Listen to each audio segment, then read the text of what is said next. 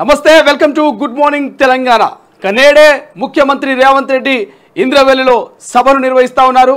So గత 3 ఏళ్ల కిందట ఏదైతే ఇంద్రవెల్లి సభలో ఇచ్చినటువంటి మాట అక్కడ చేస్తున్నటువంటి హామీలకు నేడు శ్రీకారం చుట్టబోతా ఉన్నారు. ఇక పార్లమెంటు ఎన్నికలకు శంఖారావం పూరించబోతోంది కాంగ్రెస్ పార్టీ.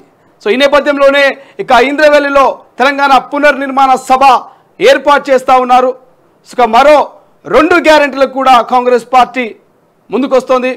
సో 100 రోజుల్లోనే 6 గ్యారెంటీల అమలు చేస్తామంటూ కూడా అధికారంలోకి వచ్చినటువంటి కాంగ్రెస్ పార్టీ గతంలో 2 గ్యారెంటీలను అమలు చేసింది. ఇప్పుడు మరో 2 గ్యారెంటీలు 500కే గ్యాస్ సిలిండర్ కావచ్చు, 200 యూనిట్ల ఉచిత విద్యుత్ కావచ్చు. సో ఈ 2 గ్యారెంటీల అమలుకు ఇప్పటికే అధికారులంతా కసరత్తును మొదలుపెట్టారు.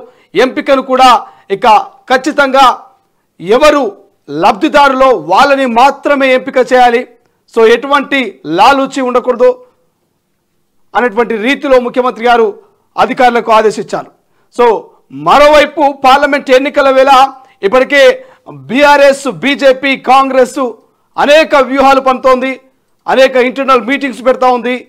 ఏ గెలుపు గుర్రాన్ని పార్లమెంట్ ఎన్నికల్లో, లోక్సభ ఎన్నికల్లో దించితే బాగుంటుంది, మెజారిటీ ఆఫ్ సీట్లు రావాలంటే ఏం చేయాలో అన్ని రకాల వ్యూహాలను అయితే పన్నుతోంది. మరోవైపు ఇక గాంధీ భవన్లో గత అసెంబ్లీ ఎన్నికల వేళ అభ్యర్థుల నుంచి దరఖాస్తుల స్వీకరణ ఏ విధంగా ఉన్నదో అదే రీతిలో పార్లమెంట్ ఎన్నికల వేళ లోక్సభ స్థానాలకు సంబంధించి ఎవరెవరు పార్లమెంటు బరిలో దిగబోతా ఉన్నారు, ఎవరెవరు ఎంపీ బరిలో దిగబోతున్నారో వాళ్ళ నుంచి, ఆశావాహుల నుంచి దరఖాస్తుల స్వీకరణ మొదలుపెట్టింది.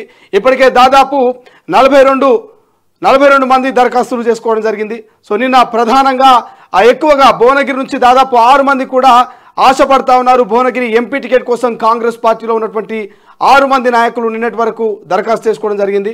సో నాగర్ కర్నూలు కావచ్చు, పాలమూరు కావచ్చు, సో ఇతర పార్లమెంట్ సెగ్మెంట్లో ఉన్నటువంటి అభ్యర్థులు, ఆశావాదులతో కూడా దరఖాస్తులు చేస్తూ ఉన్నారు. ముఖ్యంగా మల్కాజ్గిరి పార్లమెంట్ నుంచి కూడా ఇక సినీ నిర్మాత, కాంగ్రెస్ పార్టీ సీనియర్ నాయకులు బండ్ల గణేష్ కూడా మల్కాజ్గిరి నియోజకవర్గం నుంచి పార్లమెంటుకు బరిలో దిగుతున్నట్టు కూడా కొంత తెలుస్తున్నటువంటి పరిస్థితి మనం చూస్తూ ఉన్నాం. సో చూద్దాం. ప్రధానంగా కేంద్రంలో ఇక బడ్జెట్ కూడా మధ్యంతర బడ్జెట్ను కూడా ప్రవేశపెట్టింది. సో మధ్యంతర బడ్జెట్లో ఎటువంటి ఆశలు లేవు, వరాలు లేవు. సో సాదాసీదాగానే బడ్జెట్ ప్రవేశపెట్టినట్టు మనకు తెలుస్తూ ఉంది. ఒకసారి ప్రధాన పత్రికలో ఉన్నటువంటి హెడ్లైన్ చూద్దాం మొదటగా, అనంతరం పూర్తి వివరణలకు పోదాం. రైట్, మొదటగా ఈనాడులో ఉన్నటువంటి హెడ్లైన్స్.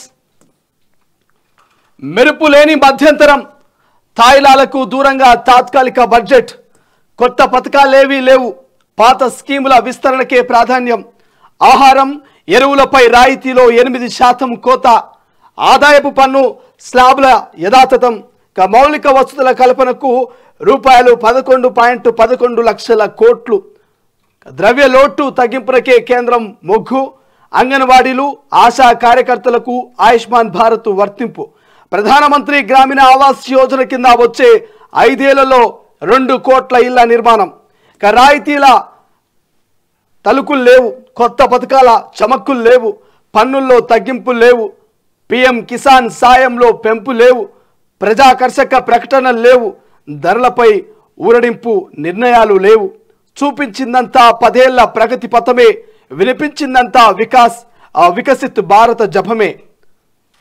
సో నిన్న మధ్యంతర బడ్జెట్ను ప్రవేశపెట్టిరు కేంద్ర ఆర్థిక శాఖ మంత్రి నిర్మలా సీతారామన్. సో ఈ బడ్జెట్లో ఒక్కసారి మనము ఈ బడ్జెట్ను కూడా పరిశీలించినట్లయితే గత 10 ఏళ్ల పాటు బీజేపీ ప్రభుత్వం చేసిన అభివృద్ధి మాత్రమే ఈ బడ్జెట్లో కనిపిస్తోంది. ఈ అభివృద్ధిని ముందుకు పెట్టుకొని రానున్న లోక్సభ ఎన్నికల్లో ఇక ప్రజలకు పోతాం అనే రీతిలో ఈ బడ్జెట్ కనిపిస్తూ ఉంది. రాయితీలు తలుకులు లేవు, కొత్త పథకాల చమక్కులు లేవు, కేవలం అయోధ్య రామ మందిరం, సో ఇటువంటి అభివృద్ధి పనులు తీసుకొని మాత్రమే ప్రజలకు ఎన్నికల వేళ వెళ్ళే అవకాశం కనబడుతోంది. కానీ ప్రజలు ఈ మధ్యంతర బడ్జెట్లో అనేక ఊహాగానాలు ఊహించుకున్నారు. పెట్రోల్ రేట్లు తగ్గుతాయేమో, ఇక ఏదైతే ధరలపై కొంత ఊరడింపు ఏమైనా వస్తుందేమో, ఇక అదేవిధంగా పిఎం కిసాన్ సాయంలో ఏమైనా పెంపు పెరుగుతుందేమో. గతంలో చూసాం, సంవత్సరానికి 4 విడతల పిఎం కిసాన్ కింద 2000 చొప్పున సహాయం అంతా ఉంది, దాంట్లో ఏమైనా పెరుగుతుందేమో అని. ఇక ఆశా వర్కర్లు కావచ్చు, అంగన్వాడీ కార్యకర్తలకు సంబంధించినటువంటి ఆయుష్మాన్ భారత్ వర్తింపుకు సంబంధించినటువంటి అంశం మీద ఏమైనా కొంత ఊరట కలుగుతుందేమో అనుకున్నారు. కానీ ఎటువంటి కొత్త పథకాలకు పోకుండా, ఎటువంటి అంగులకు ఆర్భాటాలకు పోకుండా మధ్యంతర బడ్జెట్ను అయితే ప్రవేశపెట్టడం జరిగింది. ఇక మరో వార్త, గజ్వెల్ శాసనసభ్యుడిగా ప్రమాణం చేస్తున్న కేసీఆర్ చిత్రంలో అసెంబ్లీ కార్యదర్శి నరసింహాచార్యులు, ప్రభుత్వ విప్ అట్లూరి లక్ష్మణ్, మంత్రి దుద్దుల శ్రీధరబాబు, స్పీకర్ గడ్డం ప్రసాద్ కుమార్ తదితరులు. కాంగ్రెస్ నేతల ఉచ్చులో పడద్దు, బారాస ఎమ్మెల్యేలకు ఆ పార్టీ అధినేత కేసీఆర్ దిశానిర్దేశం. ఏమంటుండు సారు, నిన్న మొన్న కొంతమంది గౌరవ ముఖ్యమంత్రి యనమల రేవంత్ రెడ్డి గారిని బీఆర్ఎస్ పార్టీకి సంబంధించినటువంటి కొంతమంది ఎమ్మెల్యేలు కలిశారు. మన రాజేంద్ర నగర్ సంబంధించినటువంటి ప్రకాష్ గౌడ్ కావచ్చు, అంతకుముందు మెదక్ సంబంధించినటువంటి మెదక్ జిల్లాకు సంబంధించినటువంటి కొంతమంది ఎమ్మెల్యేలు కావచ్చు.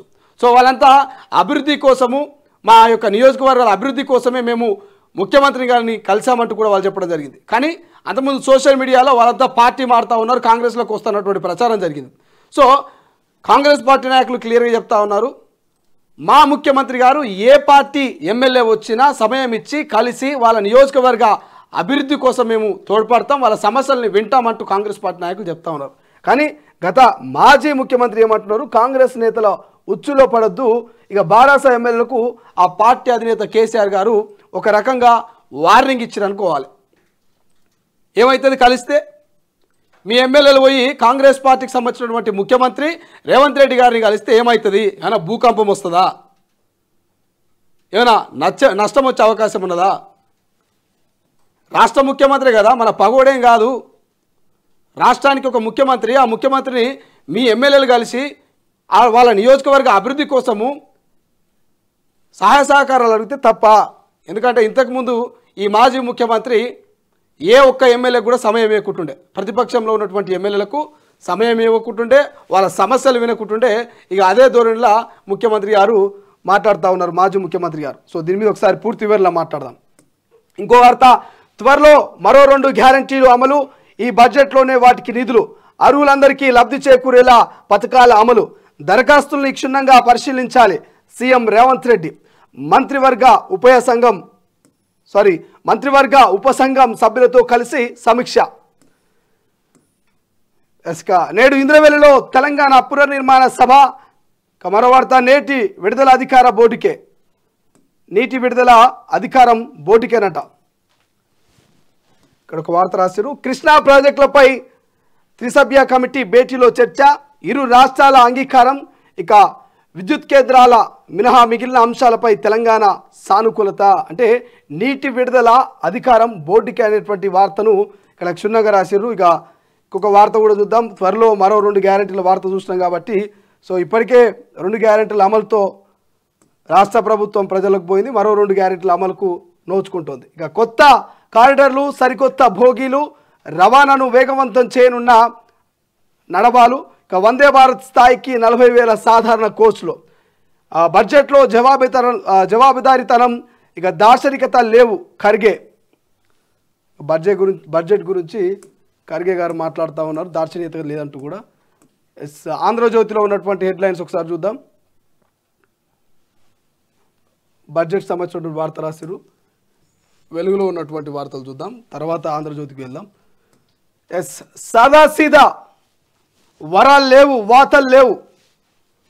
ఇక ఓటాన్ అకౌంట్ బడ్జెట్ను ప్రవేశపెట్టిన నిర్మల, రక్షణ రంగానికి దండిగా నిధులు, సాగుకు అంతంతే, హెల్త్ ఇతర సెక్టర్లకు పర్వాలేదు. 5 ఏళ్లలో మరో 2 కోట్ల ఇండ్ల నిర్మాణం, 1 కోటి కుటుంబాలకు 300 యూనిట్ల వరకు ఫ్రీ కరెంటు, ట్యాక్స్ స్లాబ్లో ఎలాంటి మార్పులు లేవు, ఎలక్ట్రిక్ వాహనాల వాడకానికి ప్రోత్సాహం, అంగన్వాడీ సిబ్బందికి ఆయుష్మాన్ భారత్, ప్రజల ఆదాయం 50% పెరిగిందన్న నిర్మల. సో ఇంతకుముందు మనం చెప్పుకున్నాం కదా ఈనాడులో. సో బడ్జెట్కి సంబంధించినటువంటి ఒక వార్తను ప్రధానంగా వెలుగులో రాసిరు. మరో వార్త, మరో 2 గ్యారెంటీలు అమలు చేద్దాం, 500కు సిలిండర్, 200 యూనిట్ల ఫ్రీ కరెంట్, ఇందిరమ్మ ఇండ్లు, వీటిలో 2 అమలుకు రెడీగా ఉండండి. అధికారులకు సీఎం రేవంత్ రెడ్డి ఆదేశం, ఈ బడ్జెట్లోనే నిధుల కేటాయింపు. ఇక అర్హులు ఎవరికి నష్టం జరగదు, లేనిపోని రూల్స్ పెట్టి జనాన్ని ఇబ్బంది పెట్టొద్దు. గ్యారంటీలకు దరఖాస్తుల నిరంతర ప్రక్రియ, తప్పుగా వచ్చిన అప్లికేషన్లను ఫీల్డ్ లెవెల్లో రీవెరిఫికేషన్ చేయాలని సూచన. సో ఇంతకుముందు చెప్పుకున్నాం కదా మనము 6 గ్యారంటీలు 100 రోజులు అమలు చేస్తామన్నటువంటి కాంగ్రెస్ పార్టీని తెలంగాణ ప్రజలంతా కూడా అధికారంలోకి తీసుకొచ్చారు. అందులో మొదటిగా 2 గ్యారంటీలు అమలైపోయినా ఇంకో 2 గ్యారంటీలకు అన్ని రకాలుగా ఇక అధికారులను ఆదేశించినటువంటి ముఖ్యమంత్రి రేవంత్ రెడ్డి గారు జనాల్ని ఇబ్బంది పెట్టొద్దు. సో ముఖ్యంగా తప్పుగా వచ్చిన అప్లికేషన్ను ఫీల్డ్ లెవెల్నే రీవెరిఫికేషన్ చేయాలంటూ కూడా సూచనలు ఇస్తూ ఉన్నారు. ఇక ఇవాళ ఇంద్రవెల్లిలో రేవంత్ సభ, ఇక్కడ నుంచే లోక్సభ ఎన్నికల శంఖారావం. నాగోబా ఆలయం, ఇంద్రవెల్లి అమరవీరుల స్మారక స్తూపం సందర్శన. ఇక సీఎం సభను సక్సెస్ చేద్దాం. చెన్నూరు ఎమ్మెల్యే వివేక్ వెంకటస్వామి. ఆదిలాబాద్ నుంచి అభివృద్ధికి అడుగు, ఇంద్రవెల్లి పోరాట స్ఫూర్తితోనే అధికారంలోకి కాంగ్రెస్ మంత్రి సీతక్క. సో నిజమే, ఆదిలాబాద్ నుంచి అభివృద్ధికి అడుగు, ఇంద్రవెల్లి పోరాట స్ఫూర్తితోనే అధికారంలోకి కాంగ్రెస్. గత 3 ఏళ్ల కిందట పిసిసి అధ్యక్షులుగా ఉన్నప్పుడు రేవంత్ రెడ్డి గారు ఇంద్రవెల్లిలో పెట్టినటువంటి సభ ఏ విధంగా ఏ రీతిలో సక్సెస్ అయిందో అందరికీ తెలుసు. ఒక వైపు భారీ వర్షం, ఆ వర్షంలో కూడా సభ అట్టర్ ఫ్లాప్ అవుతుందని చాలామంది ఊహించరు. అప్పటి ప్రభుత్వం ఇక ఈ సభ అట్టర్ ఫ్లాపు అన్న రీతిలో చూస్తూ ఉంటే ఆ పడుతున్నటువంటి భారీ వర్షంలో కార్యకర్తలు చెదరలే, సభలో ఉన్నటువంటి నాయకులు వేదిక నుంచి వెళ్ళిపోలే, సభను సక్సెస్ చేసిరు. ఇంద్రవెల్లి సభ ఒక రకంగా కొంత కాంగ్రెస్ పార్టీకి జోష్ నింపింది. ఆ రోజు ఆ ఇంద్రవెల్లి సభలో ఇచ్చినటువంటి ఏవైతే హామీలు ఉన్నాయో ఆ హామీలు కూడా నెరవేర్స్తా అంటూ అప్పటి పిసిసి అధ్యక్షుడు రేవంత్ రెడ్డి గారు ఆ ఇంద్రవెల్లి సభ మీద హామీ ఇచ్చిండు. సో మళ్ళా 3 సంవత్సరాల తర్వాత, దాదాపు 3 సంవత్సరాల తర్వాత ముఖ్యమంత్రి అయిన తర్వాత ఇంద్రవెల్లిలో సభను ఏర్పాటు చేస్తూ ఉన్నారు. ఇక పునర్నిర్మాణ సభ అంటూ కూడా నామకరణం చేసి ఇవాళ సభను మొదలు పెట్టబోతా ఉన్నారు. ఇంకో వార్త, జెంట్స్ స్పెషల్ పేరుతో ఆర్టీసీ బస్సు ఎల్బీనగర్ ఇబ్రహీంపట్నం రూట్లో ఒక ట్రిప్ నడిపిన అధికారులు. పర్మిషన్ లేకుండా నడపడంపై ఉన్నతాధికారులు ఆగ్రహం. గమ్మత్తున్నది లేవా, ఇది నిన్న మొత్తం సోషల్ మీడియాలో మొత్తం ఇదే బస్సు చక్కర్లు కొడుతున్నది. పురుషులకు మాత్రమే ఇక ఒకరొకరు స్టేటస్లలో పెడుతున్నారు. నాయన ఇది నాయన నిజమైన స్వాతంత్రం, నిజంగా పురుష లోకానికి మగజాతికి ఒక స్వాతంత్రం దొరికింది. ఈ కాంగ్రెస్ ప్రభుత్వం వచ్చి 6 గ్యారెంటీలో భాగంగా ఉచిత బస్సును ప్రారంభించాక ఇక మొగోళ్లకు సీట్లే దొరుకుతలేవు. ఆర్టీసీ బస్సును చూస్తే భయం అవుతున్నది, నిలబడాలే తప్ప సీటు మాత్రం దొరుకుతలేదు అన్నటువంటి రీతిలో ఉండే. సో ఈ నేపథ్యంలో పురుషులకు మాత్రమైనటువంటి ఒక ఈ బస్సు బోర్డును చూసి ఇక పురుషాంగం అంతా కూడా కొంత హ్యాపీగా ఫీల్ అయింది. నిన్న స్టేటస్లలో మొత్తం ఇదే, జెంట్స్ స్పెషల్ పేరుతో ఆర్టీసీ బస్ అట ఎల్బీనగర్ ఇబ్రహీంపట్నం రూట్లో ఒక ట్రిప్ నడిపినట్ట అధికారులు. ఇక పర్మిషన్ లేకుండా నడపడంపై ఉన్నతాధికారులు ఆగ్రహం వ్యక్తం చేసిరట. సో ఇది ట్రయల్ రన్ కింద చూసిరా, ఏం చేసిరో తెలియదు. కానీ పురుషులకు ఇట్లా కనీసం రూట్లో ఒక 2-3 బస్సులు ప్రత్యేకంగా పెడితే ఇంకొంచెం సేఫ్టీగా ఉంటుంది, కండక్టర్లకు టికెట్ తీసుకొని కూడా కొంత అలకగా ఆలతగా ఉంటుంది.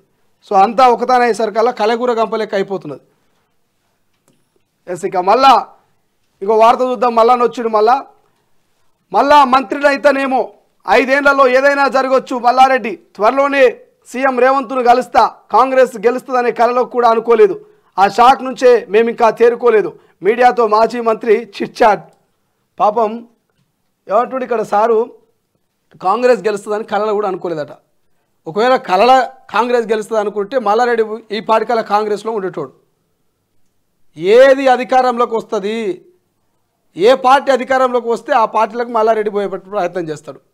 ఆయన కళలో కూడా ఊహించుకోలేదట కాంగ్రెస్ అధికారంలోకి వస్తుందని. ఒకవేళ ఊహించుకుంటే కాంగ్రెస్ ఉండేటోడు ఇప్పటికీ. ఏమంటాడు, మళ్ళా మంత్రిని అయితేనేమో 5 ఏళ్లలో ఏమైనా జరగవచ్చు. మల్లారెడ్డి మంత్రి అయినా కావచ్చు, మల్లారెడ్డి జైలుకైనా పోవచ్చు, మల్లారెడ్డికి ఉన్న పదవైనా పోవచ్చు, ఏమైనా జరగవచ్చు. సో మల్లారెడ్డి మీద ఇప్పటికీ సోషల్ మీడియాలో పెద్ద ఎత్తున చర్చ జరుగుతున్నది. మల్లారెడ్డి ఖచ్చితంగా కాంగ్రెస్లోకి పోతున్నటువంటి వార్తలు వస్తున్నాయి కాబట్టి ఏమైనా జరగవచ్చు. పూర్తి వివరాలు చూద్దాం దీని గురించి. ఇక టాలీవుడ్ డ్రగ్స్ కేసులో కొట్టివేత. 12 కేసుల్లో 6 కేసులను కొట్టేసిన కోర్టులు, సరైన సాక్ష్యాధారాలు అందించని ఎక్సైజ్ అధికారులు. ఫోరెన్సిక్ రిపోర్ట్ల ఆధారంగా తీర్పులు. పూరి జగన్నాథ్, రవితేజ, తరుణ్ సహా పలువురిపై కేసులు కొట్టివేత. ఇది దాదాపు 2017 అంటే అవో 3 ఇవో 4 అంటే దాదాపు 6 ఏళ్ల నుంచి ఈ యొక్క టాలీవుడ్ డ్రగ్స్ కేసు నడుస్తూ ఉంది. దీనికి సంబంధించి ఇక పూర్తి ఆధారాలు లభించని ఎడల కోర్టు ఈ యొక్క కేసును కొట్టేసిందంట. అందులో ప్రధానంగా పూరి జగన్నాథ్, రవితేజ లాంటి సినీ ప్రముఖులు ఉన్నారు. సో వాళ్ళందరికీ కొంత ఊరట లభించింది అనుకోవచ్చు. సో మొత్తం మీద అయితే కాంగ్రెస్ ప్రభుత్వం అధికారంలోకి వచ్చినటువంటి 50 రోజులు అవుతుంది అనుకుంటా. ఈ 50 రోజుల పాటు అనేక అభివృద్ధి పథకాలకు దోహదపడతా ఉన్నది. సో ఎట్లయినా ప్రజల నుంచి మన్ననలు పొందాలి. సో ప్రజలకు ఇచ్చినటువంటి 6 గ్యారెంటీల్ని అమలు చేయాలి. సో ప్రతిపక్షాల నుంచి విమర్శల్ని మాత్రం మేము పొందొద్దనేది ప్రధానంగా కాంగ్రెస్ పార్టీ ప్రయత్నం చేస్తూ ఉంది. సో ఎందుకంటే ప్రజలు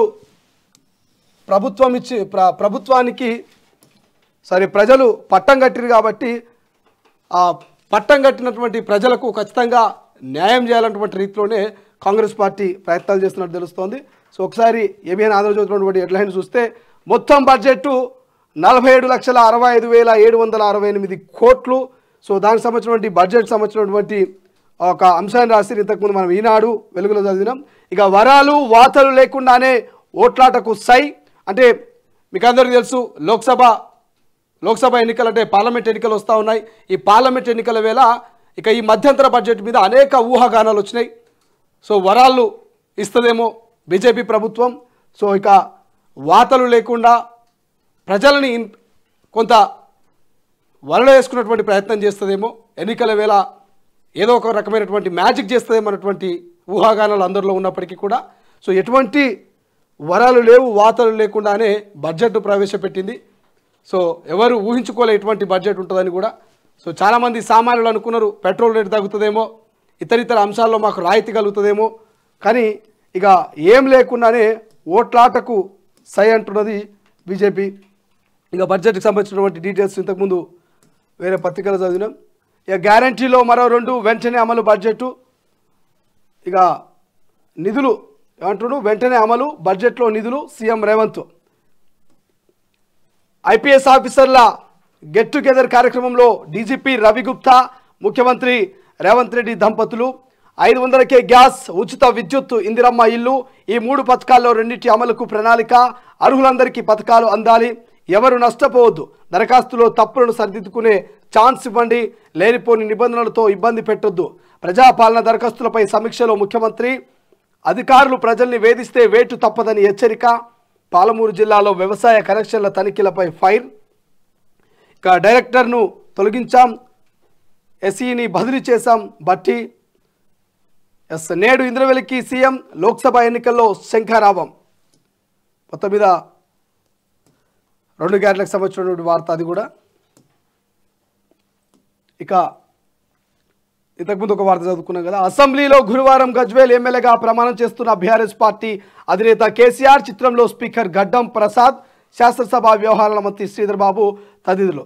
కాంగ్రెస్ వలలో పడొద్దు, పనుల కోసం కొందరు రేవంత్ను కలుస్తున్నారు, పనులు చేయకపోగా బదనాం చేస్తారు, జాగ్రత్త. బీఆర్ఎస్ ఎమ్మెల్యేని హెచ్చరించిన కేసీఆర్. రుణమాఫీపై రైతుల్ని తప్పుదోవ పట్టిస్తున్నారు, ప్రభుత్వం చాలా సవాళ్ళను ఎదుర్కోవాల్సి ఉంది, ఉంటుందా ఉండదా అనేది వారి చేతుల్లోనే. ఏడాది లోపు ప్రజల్లో భ్రమలు తొలుగుతాయి, లోక్సభ ఎన్నికల్లో బీఆర్ఎస్ ఒంటరి పోరు. ఇక బడ్జెట్ సమావేశాలకు హాజరవుతా కేసీఆర్. ఎమ్మెల్యేగా ప్రమాణం, బీఆర్ఎస్ సెల్ఫీ బాధ్యతలు. సో ఇంతకుముందు చెప్పుకున్నాం కదా ఈ వార్త. ఒక్కసారి తొలి వెలుగులో ఉన్నటువంటి హెడ్లైన్ చూద్దాం. గ్రామాలకు స్పెషల్ ఆఫీసర్లు, సర్పంచ్ పాలనకు స్వస్తి పలికిన రేవంత్ సర్కార్. నేడు బాధ్యతల స్వీకరణ.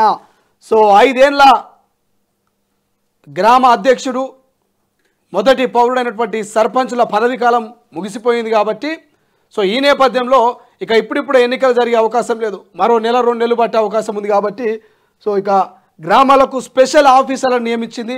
సో ఈ స్పెషల్ ఆఫీసర్ల పదవి బాధ్యతలు కూడా నేడే స్వీకరణ. సర్పంచ్ పాలనకు స్వస్తి పలికిన రేవంత్ సర్కార్ అంటూ ఒక వార్తను రాసింది తొలి వెలుగు. సో ఇక తెలంగాణలో రైల్వేకు 5,071 కోట్లు, 100% విద్యుతీకరణ పనులు. రైల్వే మంత్రి అశ్విని వైష్ణవ్. ఇక టాలీవుడ్ హీరోల కేసులో ట్విస్ట్, నాంపల్లి కోర్టు సంచలన తీర్పు. సాక్ష్యాలు లేవని 6 కేసులు కొట్టివేత, వారి శరీరంలో డ్రగ్స్ ఆనవాలు లేవన్న ఎఫ్ఎస్ఎల్. ఇక ఇంకోటి కాంగ్రెస్లోకి మల్లారెడ్డి. తొలి వెలుగు వార్త రాసింది. కాంగ్రెస్లోకి మల్లారెడ్డి అంటూ ఒక వార్త రాసింది. రేవంత్ నా జిగిరి దోస్త్, ఇద్దరం టీడీపీ నుంచే వచ్చినాం, త్వరలోనే ఆ సీఎంని కలుస్తా, గోవాలో ఇప్పటికే హోటల్ కొన్నా, ఆడ రియల్ వ్యాపారం షురు చేస్తా, మాజీ మంత్రి మల్లారెడ్డి కీలక వ్యాఖ్యలు. మల్లన్న మాట్లాడితే ఏం అర్థమవుతలే, పూటకో వేషం, ఇక పూటకో మాట. ఓసారేమో ఆయన ఎవరో ఈయనెవరో అంటాడు, అరే అంటాడు, తురే అంటాడు, ఇప్పుడేమో నా జిగిరి దోస్త అంటాడు. చూద్దాం. ఇక టీడీపీకి అండగా మేమున్నాం, చంద్రబాబుకు ప్రత్యేక కృతజ్ఞతలు. టీడీపీ కాంగ్రెస్ వేరు కాదు, కాంగ్రెస్ గెలుపు కోసం నిద్ర లేకుండా పనిచేశారు, ప్రజల అభిష్టానాన్ని తమ్ములు నెరవేర్చారు, మీ సహకారాన్ని ఎప్పటికీ మర్చిపోం, భవిష్యత్తులను అంతా కలిసి పనిచేద్దాం. మంత్రి పొంగులేటి సంచలన వ్యాఖ్యలు. టీడీపీ ఆఫీస్కు వచ్చి ఎన్టీఆర్కు నివాళులు. సభా మర్యాదలు పాటిస్తా, ఎమ్మెల్యేగా కేసీఆర్ ప్రమాణ స్వీకారము. తరలి వచ్చిన బీఆర్ఎస్ ఎమ్మెల్యేలు. హైదరాబాద్లో జార్ఖండ్ రాజకీయం, గచ్చిబౌలికి చేరిన జేఎంఎం ఎమ్మెల్యేలు. ఇక హోటల్ ఎల్లాలో 35 మందితో క్యాంపు, సర్కార్ మారకుండా కాంగ్రెస్ చర్యలు. రేవంత్ను కలిస్తే అసలు బాగోదు, మీరంతా జాగ్రత్తగా ఉండండి, ఎమ్మెల్యేలకు కేసీఆర్ హెచ్చరికలు. ఒక్కసారి నమస్తే తెలంగాణలో ఉన్నటువంటి హెడ్లైన్ చూద్దాం. ఇక ఈ నమస్తే తెలంగాణ మీద, నమస్తే తెలంగాణ దినపత్రిక మీద ప్రేమ రోజు రోజుకు పెరుగుతూ ఉంది తెలంగాణ ప్రజలకు. ఎందుకంటే గతంలో ఇక్కడ ముట్టుకుంటే సామెత ఉంటుంది, అది మనం చెప్పేటట్లే, ముట్టుకుంటే ముండమోస్తా అన్నట్టు తెలంగాణలో సామెత ఉంటుంది. ఈ నమస్తే తెలంగాణ పట్టుకున్న మన కూడా దొరుకుతుంది, ఉరుకుతుంది ఇట్లా. ఇక 10 నెలల్లో 1.88 లక్షల కోట్లు ఆశాజనకంగా రాష్ట్ర రాబడి. నిరుడి కంటే 24,221 కోట్ల అధికం. కేసీఆర్ హయాంలో ప్రబల ఆర్థిక శక్తిగా ఎదిగిన తెలంగాణ 3వ ఆర్థిక త్రైమాసికంపై కాగ్ నివేదికలో తేటతెల్లం. ఇగో ఏమంటారు కదా సామెత ఉంటుంది, చింత తెచ్చినా పులుపు చావదు అన్నట్టు.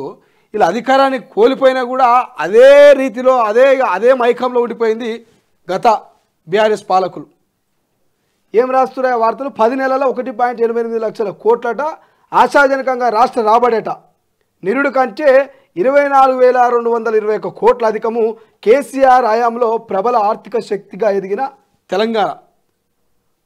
ఆ పదవి వాయే, ఆయన మాజీ ముఖ్యమంత్రి ఆయా, ఇంకా డబ్బా కొడతావురు ఎందుకు కొడుతురో అర్థమవుతుంది.